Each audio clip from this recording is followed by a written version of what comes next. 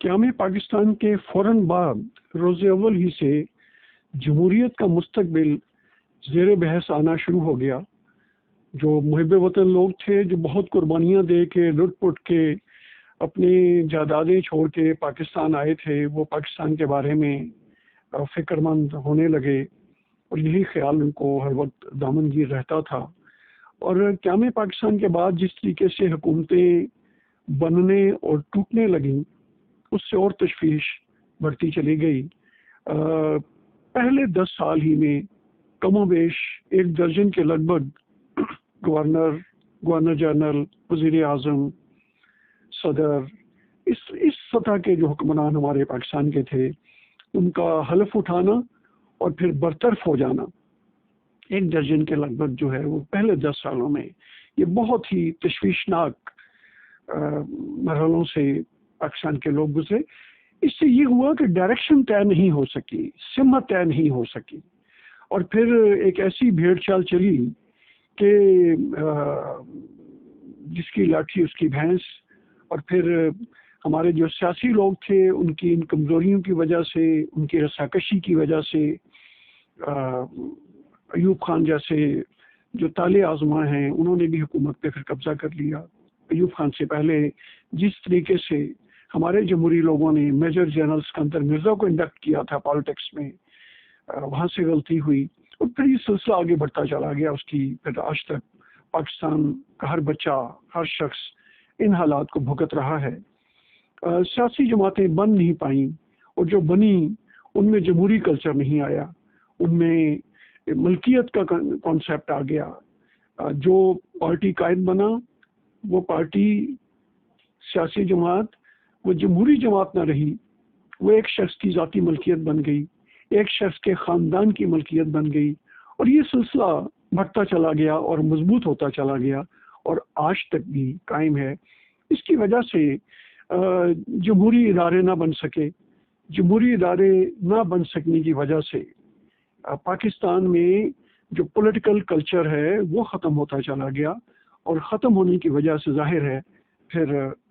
लोग जो हैं अपनी रस्साकशी में एक दूसरे को नीचे गिराने के लिए वो इस्टेब्लिशमेंट को दावत देते रहे और इस्टेब्लिशमेंट को भी फिर अपनी स्पेस जो है वो बढ़ाने का मौका मिलता चला गया, जिससे बहुत सारे लोग हाइब्रिड निज़ाम के नाम से भी वक्तन फ़वक्तन याद करते हैं या उसका जिक्र करते हैं। मैं समझता हूँ कि बुनियादी तौर पे ये हमारे पॉलिटिशियंस ही इसके कसूरवार हैं और शायद ये भी उसकी वजह हो कि हमारे जो अवलीन पॉलिटिशियन थे क़याम पाकिस्तान के बाद जो बरसे इक़्तिदार रहे, उनकी गालबन चूँकि हमारी पाकिस्तान मूवमेंट को इतनी लंबी नहीं चली, कुछ ज़्यादा कुर्बानियाँ भी नहीं देनी पड़ी। अंग्रेज़ जो है वो जंग-ए-अज़ीम दोयम के बाद पूरी दुनिया से सिमट गया था, अपने आप को उसने विथड्रॉ कर लिया था, यहाँ से भी उसने जाना था। तो इसलिए हमें शायद बगैर कोई ज़्यादा कुर्बानियाँ दिए, बगैर कोई तहरीक चलाए पाकिस्तान मिल गया। जब तहरीकें चलती हैं तो बहुत सारी तरबियत हो जाती है कारकुनों की और कायदीन की, बेहतर तरीके से काम करते हैं। तो जो इब्तिदा में हमें जो देखने को मिला उससे ज़ाहिर है हमारी कोई डायरेक्शन का तयन नहीं हो सका, चूँकि पाकिस्तान में जमहूरी कल्चर पर नहीं चढ़ा और जमहूरी कदरों की हामिल सियासी जमातें वजूद में नहीं आ सकी, जिसकी वजह से हर सियासी जमात, एक आध शायद कोई इस्तिस्ना हो, शायद जमात इस्लामी को आप इस्तिस्ना दे दें, हर सियासी जमात में कमोबेश शख्सियत परस्ती इंतहा को पाई जाती है। उस सियासी जमात के तमाम कारकुन और तमाम कायदीन, वो दूसरे दर्जे के हों, तीसरे दर्जे के हों या चौथे दर्जे के हों, उनकी मंशा, उनकी कामयाबी, उनकी सियासत की कामयाबी सिर्फ एक नुक्ते पर मरकूज़ रहती है कि जो टॉप लीडरशिप है उसकी खुशामद की जाए। कोई ऐसी बात, कोई ऐसी तजवीज़ ना दे दी जाए जिससे पार्टी सरबराह के मिजाज के ख़िलाफ़ हो, उसकी मंशा के ख़िलाफ़ हो, उसे अच्छी ना लगे। लिहाजा एक खुशामदी कल्चर डेवलप होता चला गया और जो एक जमहूरियत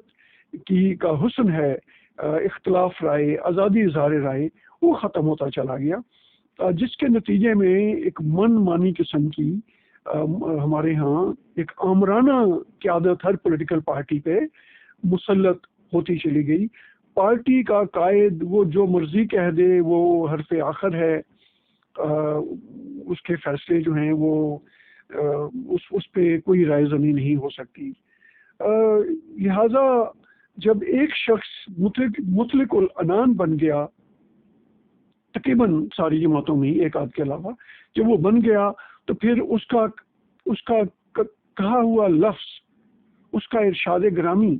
वही आइन बन गया, वही कानून बन गया। हमारी पॉलिटिकल पार्टीज़ ने आइन की पासदारी के हवाले से, कानून की हुक्मरानी के हवाले से, रूल ऑफ लॉ के हवाले से, कानून की नज़रों में सबके बराबर होने के हवाले से कोई मौक़िफ़ नहीं अपनाया। और दूसरे फिर पार्टियों में करप्ट एलिमेंट आ गया, लैंड माफिया, कब्जा ग्रुप, प्रॉपर्टी माफिया, जराइम पेशा अनासर आ गए, और उन्हें पता था कि पार्टी टॉप लीडर की खुशामद कर लें, या जो टॉप लीडर के करीब लोग हैं उनकी खुशामद कर लें और थोड़ी बहुत खिदमत कर दें, तो जो मर्जी लूट मार करते रहें, कोई उन्हें पूछने वाला नहीं है। जो इंटरनल अकाउंटेबिलिटी पार्टियों के अंदर होनी चाहिए थी, पार्टी के जो लोग हैं, जो टॉप लीडरशिप के नीचे जो लीडरशिप है,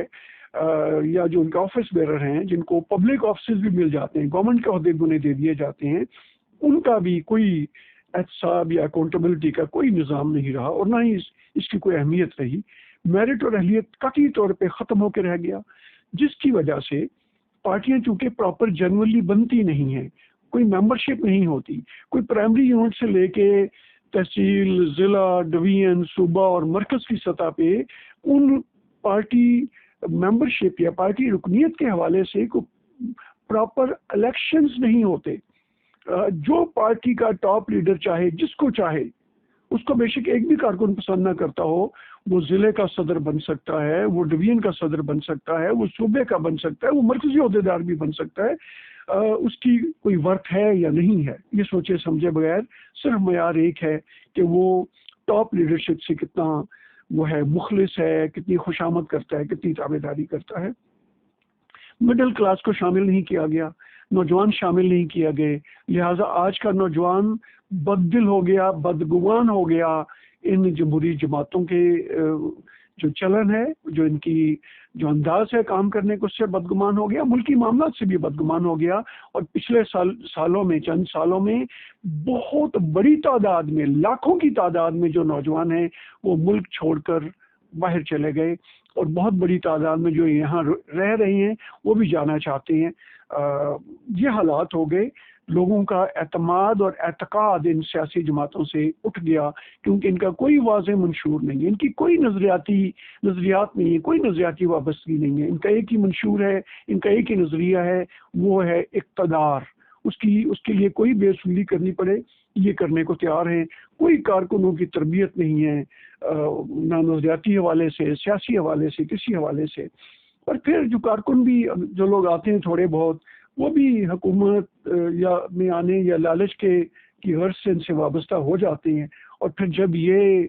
इक़्तिदार से निकाले जाते हैं तो सड़क के ऊपर जब ये इनका काफिला जा रहा होता है तो इनके साथ मुट्ठी भर लोग होते हैं, बामुश्किल लोग बाहर नहीं निकलते इनके साथ, क्योंकि कारकुनों की ना तो नज़रियाती तरबियत हुई, ना सियासी तरबियत हुई। कारकुनों की नज़रियाती वाबस्तगी कोई नहीं रही। उन्हें पता है कि ठीक है, इक़्तिदार जो है उस पर उसके मज़े लूटने हैं, तो ठीक है इनके साथ हो लें। मैं समझता हूँ कि आज हमारा सबसे बड़ा मसला पाकिस्तान जो हमारा जो सोशल कॉन्ट्रैक्ट है, एक आम शहरी का और रियासत का जो मुआहदा है, तो कहते हैं रियासत माँ होती है, वो सोशल कॉन्ट्रैक्ट भी टूटा हुआ है एक तरह से। एक तरफा मोहब्बत चल रही है आम शहरियों की रियासत के साथ, रियासत का कोई उस तरह का ताल्लुक नहीं रह गया। ना रियासत तालीम देती है, ना सेहत देती है, ना रोज़गार देती है। आम शहरी रियासत को दे रहा है टैक्स, डायरेक्ट भी दे रहा है, इनडायरेक्ट टैक्स भी दे रहा है। तो उसकी बुनियादी वजह ये है कि ये जो जमातें हैं, ये कुछ लोगों के कहने पे, ज़ाहिर है एक हुकूमत आती है तो जो उसकी मुखालिफ है वो जमहूरी तरीके से, जमहूरी स्ट्रगल के तहत इलेक्शन में जीतने के बजाय वो ज़्यादा तरजीह देती है कि वो इनवाइट कर लें ज़ोरावर लोगों को कि वो आके इनके सर पे हाथ रख दें, इनके हाथ पे दस्ते शफ़क़त रख दें, इनको इक़्तिदार में ले दें। और हमने देखा है कि जिस अंदाज से हमारे हत्ता के वज़ीर आज़म भी जो लहजा अपनाया हुआ था उन्होंने, वो साहब अक्सर देखते रहते हैं। तो ये बड़ा अफसोसनाक है। मैं समझता हूँ कि पाकिस्तान में जमहूरियत का इंतकाल हो चुका है, जमहूरियत वफात पा चुकी है। अगर जमहूरियत को जिंदा होना है, सरवाइव होना है, तो इन सियासी जमातों में से आमरीत ख़त्म करना होगी, मरूसी सियासत, नस्ल दर नस्ल सियासत ख़त्म करना होगी। पाकिस्तान में पहले दिन ही से हम देख रहे हैं कि भाई भी सियासत में है, बहन भी सियासत में है, शोहर सियासत में है, उसकी बीवी भी सियासत कर रही है। फिर बाद में सिलसिला बढ़ता चला गया और फिर पार्टी लीडर सियासत में है, उसकी बीवी भी लीडर है हमारे पूरे पाकिस्तान की, उसका भाई भी लीडर है, बेटा भी, बेटी भी, दामाद भी, समधी भी, बाकी अपने रिश्तेदार भी, ससुराल वाले रिश्तेदार भी, बच्चों के ससुराल वाले रिश्तेदार भी, सारे वो सियासत में हमारे हुक्मरान हैं। और पार्टी के लोग जो बड़ी लंबी स्ट्रगल करते हैं अपनी पार्टी में, वो भरपूर स्ट्रगल के बावजूद, बेशुमार खदमात के बावजूद, वो ये कबूल करके बैठे होते हैं कि उन्होंने सिर्फ जिंदाबाद मुर्दाबाद के नारे लगाने हैं और हमारी क़यादत जो है, वो जो लड़का पैदा हुआ है या जवान है, नौजवान है, आगे बढ़ रहा है, जो भी है, जिस भी एज ग्रुप पे है, या लड़की है, वही हमारी लीडर होगी। हम उस पर कभी भी इस मुकाम पे नहीं पहुंच सकते। ये मामला बन गया। हमें, अगर हम चाहते हैं मुल्क के अंदर, मुल्क को दाखिली, तो इस तरह मुल्क कमज़ोर हो जाते हैं, दाखिली तौर पे कमज़ोर हो जाते हैं। देखें, कभी भी सिक्योरिटी इदारे, ये फौज का, पुलिस का, बाकी सिक्योरिटी इदारों का काम नहीं है मुल्की निज़ाम चलाना। मैं समझता हूँ कि अगर वो भी स्पेस करते हैं, आगे बढ़ते हैं, ये मामलात को अपने हाथ में लेते हैं, वो पॉलिटिकल लोगों की कमज़ोरी होती है कि पॉलिटिकल लोग अपने फ़राइज़ सर अंजाम देना छोड़ देते हैं, तो जाहिर है फिर वो या उनके सपोर्ट कर देते हैं, उस वजह से वो उनका अमल दखल बढ़ जाता है। बुनियादी तौर पे अगर पॉलिटिशियन, हमारा कॉमन सिटीजन, वो सारों की अगर शमूलियत हो, मिडिल क्लास की शमूलियत हो, नौजवान भरपूर पे हिस्सा लें, तो नहीं होगा। हमारे साथ भारत इजाद हुआ था,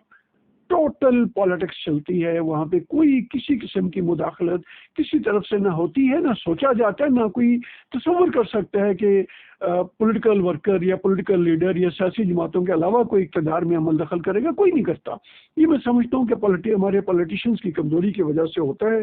लिहाजा अगर हम चाहते हैं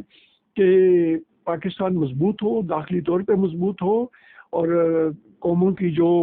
गैलेक्सी है उसमें बाइज़्ज़त मुकाम इसको मिले, तो हमें अपनी सियासी जमातों में मरूसियत ख़त्म करनी होगी, नस्ल दर नस्ल जो क़यादत और हुक्मरानी है उसका कॉन्सेप्ट ख़त्म करना होगा।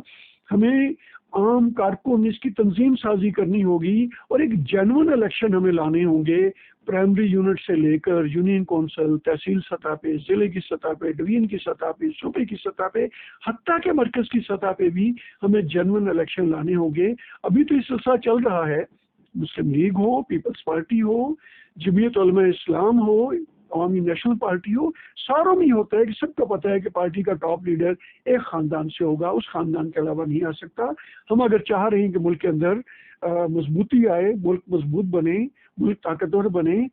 तो मुल्क ताकतवर ठीक है, असला बारूद सब कुछ हमें चाहिए, लेकिन मुल्क के अंदर मजबूत पॉलिटिकल कल्चर भी चाहिए। जो मुल्क दाखिली तौर पे मजबूत नहीं होते, वो बैरूनी तौर पे ज़्यादा देर मजबूत नहीं रह सकते। इसलिए हमें चाहिए कि जो सियासी जमातें हैं,